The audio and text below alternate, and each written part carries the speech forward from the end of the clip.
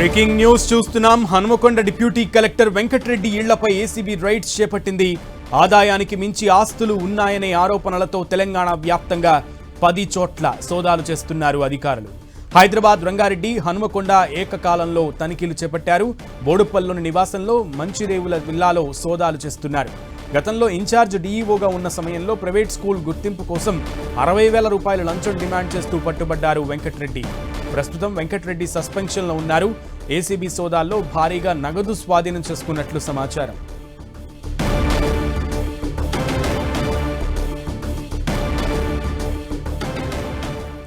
Right, Venkatareddy ఇళ్లలో ఏకకాలంలో 10 చోట్ల ఏసీబీ అధికారులు సోదాలు చేస్తున్నట్లుగా తెలుస్తోంది. భారీగా అక్రమాస్తులు కూడబెట్టినట్లుగా ఆరోపణలు ఉండడంతో ఈ దాడులు చేసి ఇందులో విస్తుపోయే విషయాలు బయటకు వస్తున్నట్లుగా కూడా తెలుస్తోంది. పూర్తి సమాచారం మా ప్రతినిధి కిరణ్ అందిస్తారు. కిరణ్,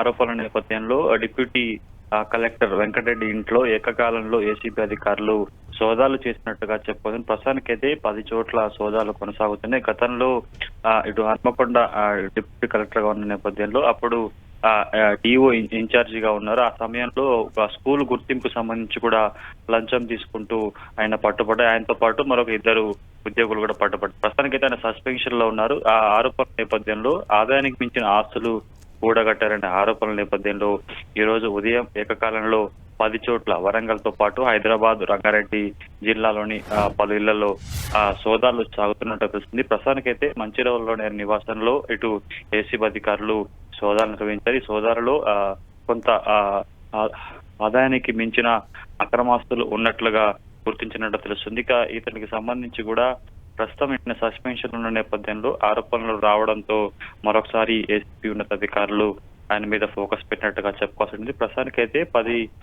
చోట్ల సోదాలు కొనసాగుతున్నాయి. పెద్ద మొత్తంలో కూడా అక్రమార్జనకు సంబంధించిన ఆస్తుల చిట్టాను గుర్తించినట్లుగా తెలుస్తుంది. కాబట్టి మరికొద్ది సేపట్లో ప్రస్తుతానికి 10 చోట్ల హైదరాబాద్, వరంగల్, రంగారెడ్డితో పాటు మరికొన్ని చోట్ల కూడా సోదాలు కొనసాగుతున్న నేపథ్యంలో ప్రస్తుతానికి ఎంత మొత్తంలో ఇతడి సంబంధించిన ఆర్థిక లావాదేవీలు కావచ్చు, భూముల సంబంధించిన వివరాలు కూడా పూర్తి స్థాయిలో ఏసీబీ అధికారులు ప్రెస్ నోట్ రూపంలో కూడా వివరాలు వెల్లడించే అవకాశం కల్పిస్తుంది. ప్రస్తుతానికైతే 10 చోట్ల సోదాలు కొనసాగుతాయి. కిరణ్, అయితే ఎంతసేపటి నుంచి సోదాలు చేస్తున్నారు? ఇంకా ఎంతసేపు కొనసాగే అవకాశం ఉంది ఈ 10 చోట్ల?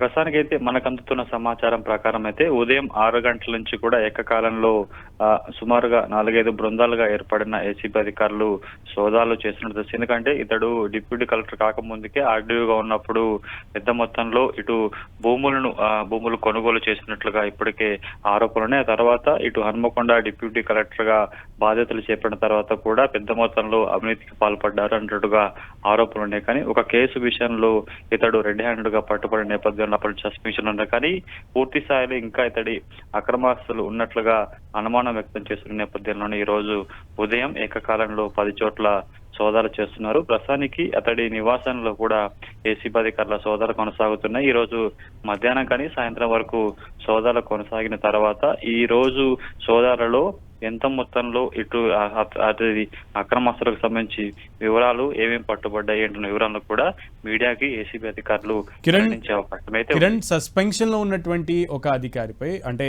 వెంకటరెడ్డి సస్పెన్షన్ లో ఉన్నట్లుగా తెలుస్తోంది ప్రెసెంట్. ఆయన మీద ప్రెసెంట్ ఇప్పుడు ఏసీబీ అధికారులు సడన్ గా రైడ్స్ చేయడానికి రీసెంట్ గా ఏమైనా కంప్లైంట్స్ వచ్చాయని అనుకోవాలా ఏసీబీకి? గతంలో కూడా ఏసీబీ అధికారుల రైడ్స్ లో పట్టుబడిన ఉన్నతాధికారులకు సంబంధించి కూడా ఆ తర్వాత ఆదాయం మించిన ఆస్తులు కూడగట్టారు, అక్రమాస్తులు ఉన్న ఆరోపణల నేపథ్యంలో సోదాలు చేస్తున్న ఘటనలు ఉన్నాయి. గతంలో రంగారెడ్డి జిల్లాకు సంబంధించిన ఒక ఉన్నతాధికారి పట్టుబడిన తర్వాత కూడా కొన్ని నెలల తర్వాత ఆయన ఇంట్లో ఏకకాలంలో సోదాలు చేసినప్పుడు కూడా కొంత నగదు, వివిధ ఆస్తులకు సంబంధించిన వివరాలు కూడా కనుగొన్న నేపథ్యంలో సర్వసాధారణంగా ఉన్నతాధికారులకు సంబంధించి ఏదైనా అవినీతి కేసులో పట్టుబడిన తర్వాత ఆరోపణలు వచ్చినా ఏదన్నా కొంత సమాచారం రాబట్టాల్సిన ఉన్నా కూడా తిరిగి సోదాలు చేసే సందర్భాలు గతంలో తెలంగాణలో చాలా చోట్ల మనం చూసాం. కాబట్టి అందులో భాగంగానే ఉన్నతాధికారి కాబట్టి ఒక కేసులో పట్టుబడ్డారు. ఆ తర్వాత ఇంకా కొంత అనుమానాలు ఉంటాయి, కొన్ని ఫిర్యాదులు కూడా వచ్చి ఉంటాయి. కాబట్టి అందులో భాగంగానే ఈ రైడ్స్